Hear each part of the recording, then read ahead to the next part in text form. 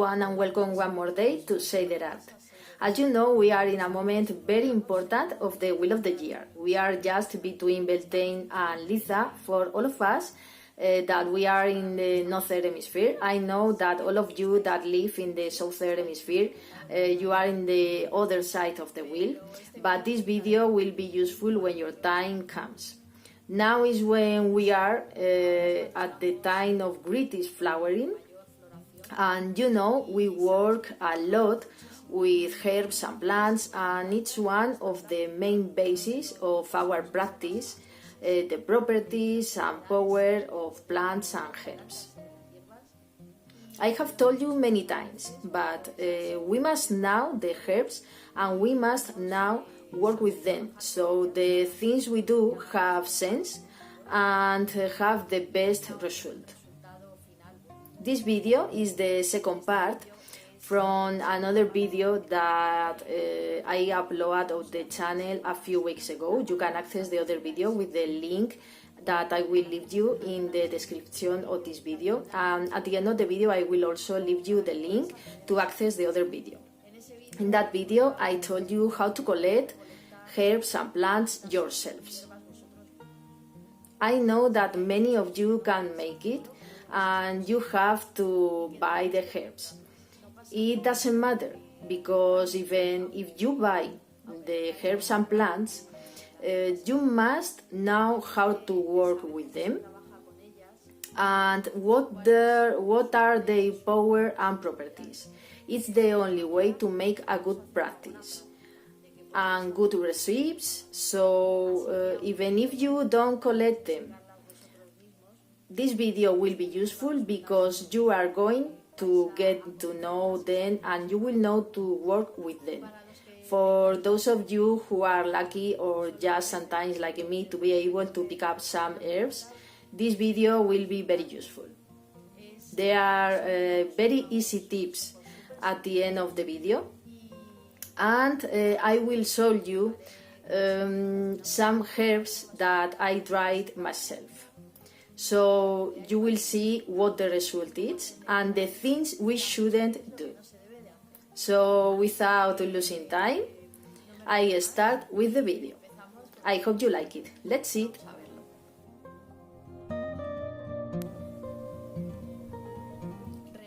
Really, the best is using fresh plants to work with herbs.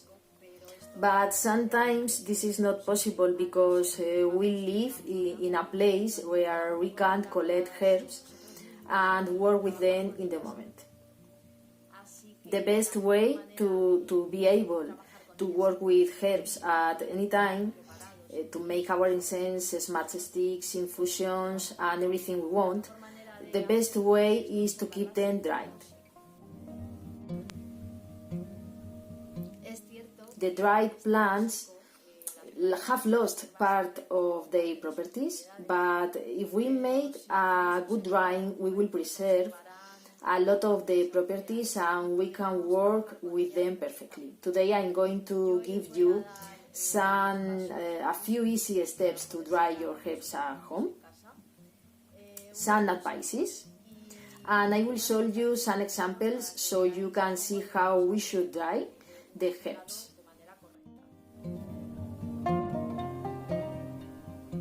When we collect herbs and plants, the first thing we should do is to get them out of the bag. Think that even if the bag is closed, the herbs begin to die when we cut them. So the first thing to do is get them out of the bag to prevent them from rotting, spoiling, and that we have to throw them away because they aren't useful. Then we choose a place at home where we can dry herbs correctly. This place must be ventilated in the shade and protected from insects. We can do it inside and outside of the house. I tell you how to do it. If you dry the herbs outdoors, the first thing is to choose a place that is protected from the sun and rain. because the rain will wet the herbs and won't let dry properly and will rot.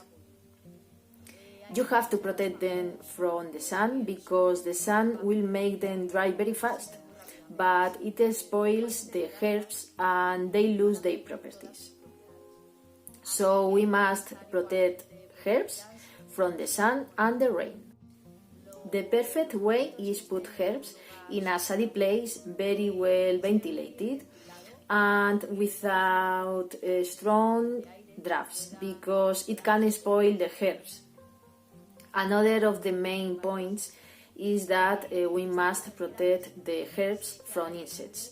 Outdoors it's a little difficult, but you can put them on a terrace or porch where you can have some cloths made to protect herbs from insects. Insects can eat or lay eggs on the herbs and spoil the work of drying.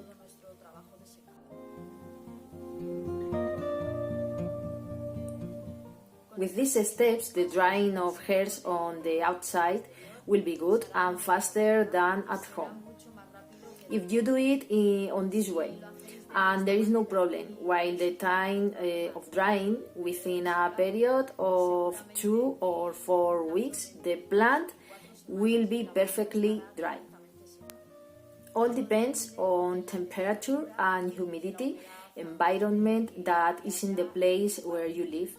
But the most usual is that the normal dry period be from 2 or 4 weeks.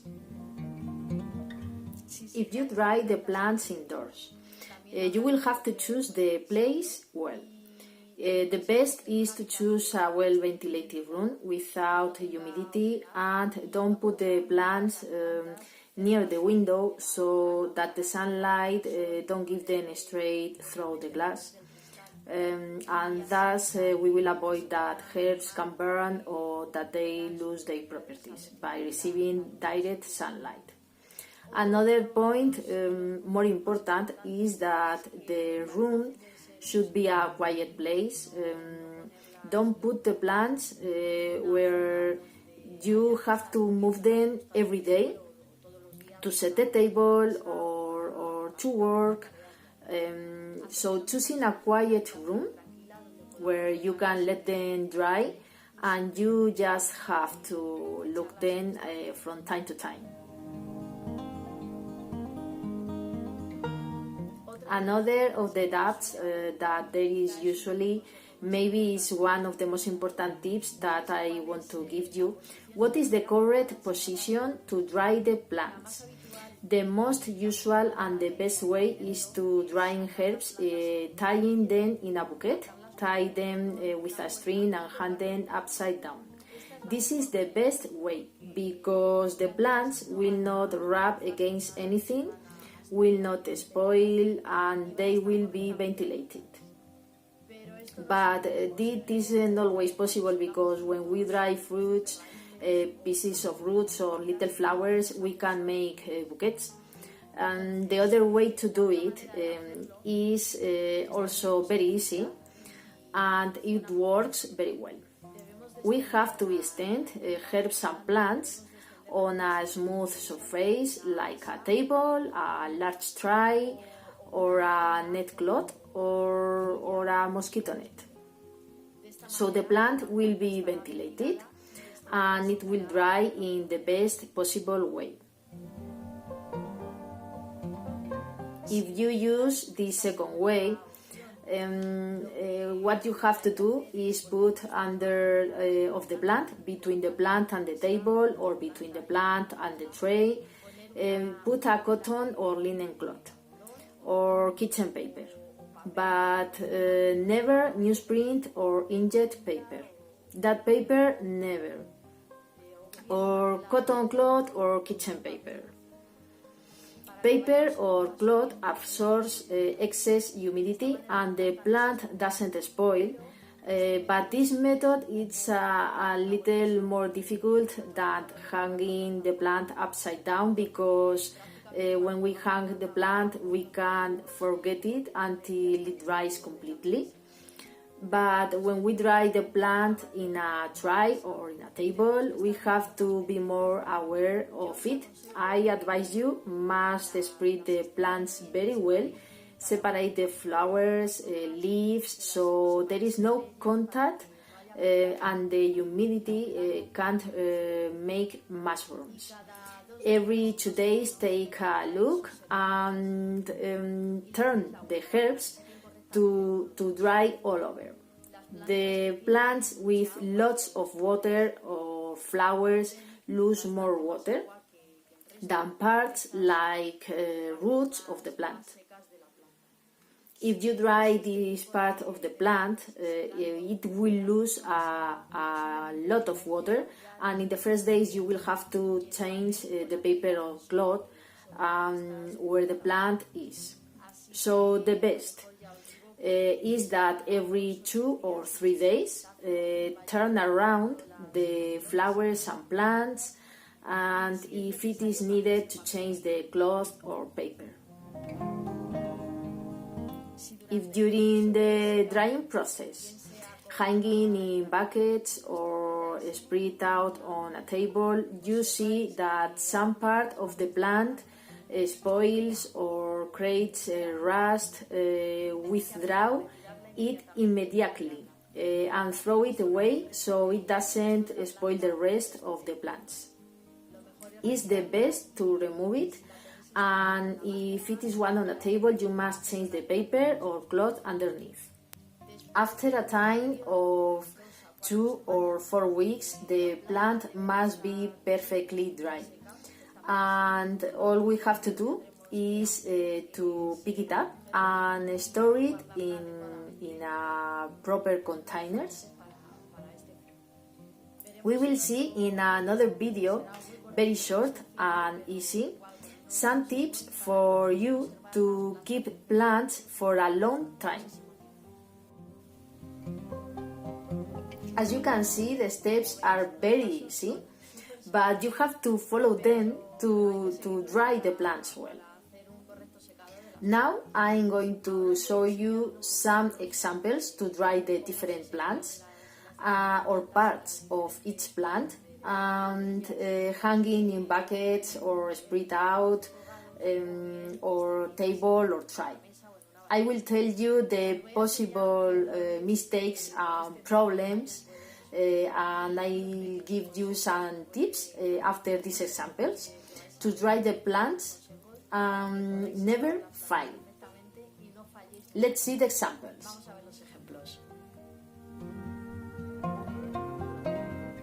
Look, this is the first example that I want to show you about a dry plant.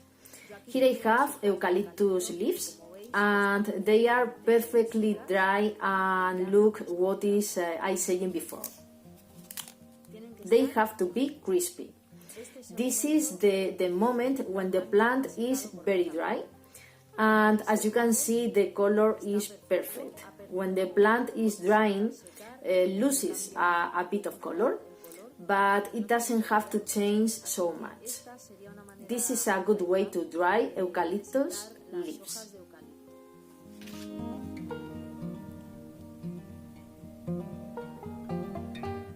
This is another plant that I have dried.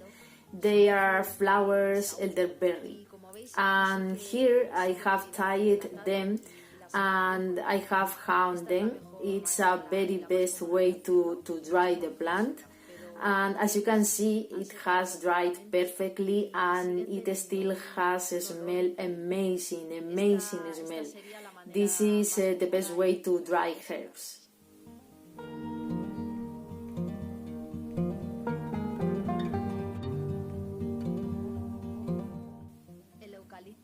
I dried the eucalyptus and elderberry to consume, but I have dried other plants since we can use them for what we want.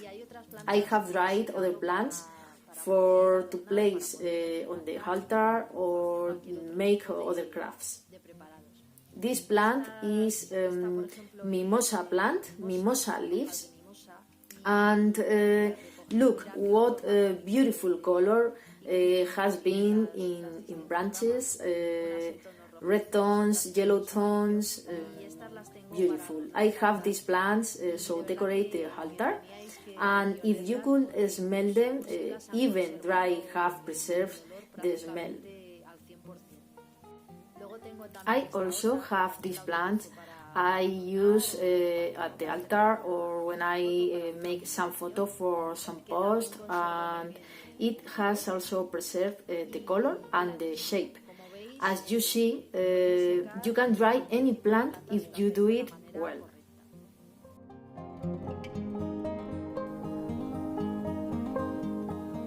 I also have dry yellow broom. It's a variety of broom, and I pick it up because here in Spain, especially in the north and in the Orense area, this plant has been used since ancient times to make brooms. It's a broom of broom plant, and in fact this plant is called a broom. So I picked up some branches on last summer, and I have them on the altar to work with it, and it's a plant that smells great. It has a lot of properties and power, and I tell you that if you find it, take some branches because you will not regret it.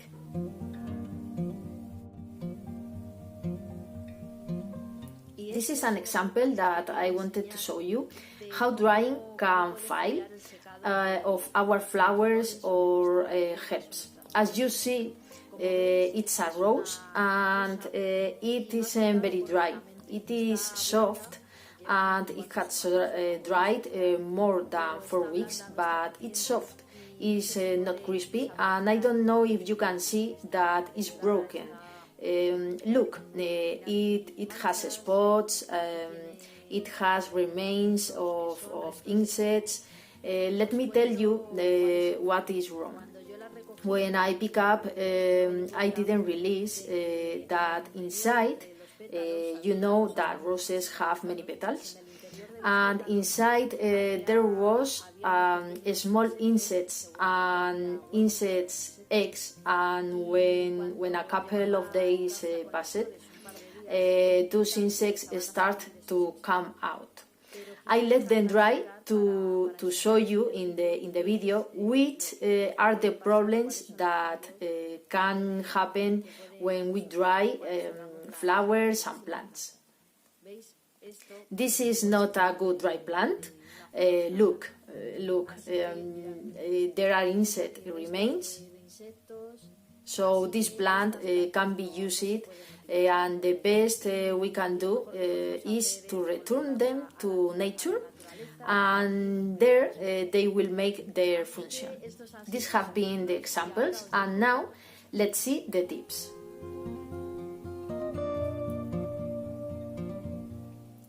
After these examples, I'm sure that will be useful to you. I will give you a few little tips so you don't fail to dry herbs and plants. The first tip is that drying it has been done in a ventilated place, protected from the rain, from the sun, wind and insects. This way you will not have any problem to dry your herbs.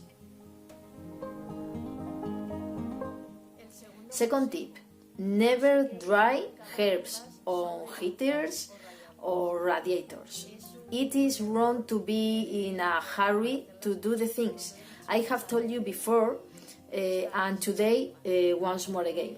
If you want to dry plants very fast on heaters or radiators, the only thing you are going to get is to spoil the plant. We lose its properties and its power. So it's useless, and because the plant will lose his magic. The best thing is that everything has its time, without heaters or radiators. We shouldn't dry herbs in direct sun. First, because the temperature, and second, by the light. Temperature and light over herbs and plants is very bad because it spoils the plants, and the herbs will lose its power and properties, and we won't be able to use them.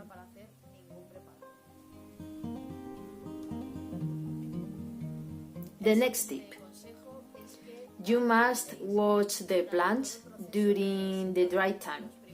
The first days are more difficult because it's when the plant lose more water and there is more risk that plant spoil. The best is that every 2 or 3 days review the plants and turn them around and change the cloth underneath. Don't leave the plants outdoors at night. Humidity and the dew of the night and down will only get that the plant is spoiled. Humidity will be on the top on the flower and the plant, and it will spoil it, and drying will fail. Remember that herbs must have been under a porch or terrace, even if it's outdoors, so the humidity of the night won't fail the drying process. And the last tip, but maybe one of the most important: when is the time to pick up the plant, and when we know that it has dried well and totally? Well, depends on humidity and temperature, as I said you before. The process lasts between 2 and 4 weeks, but you have to be guided for your intuition and look when the plant is tense and when it's crispy. You have to pick up.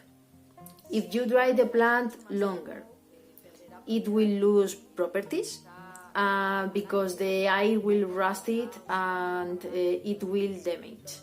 You will see it in the color. If you dry it for a short time and you store it before it has dried, the plant breaks down and the remaining humidity will create mushrooms and it will spoil the whole plant.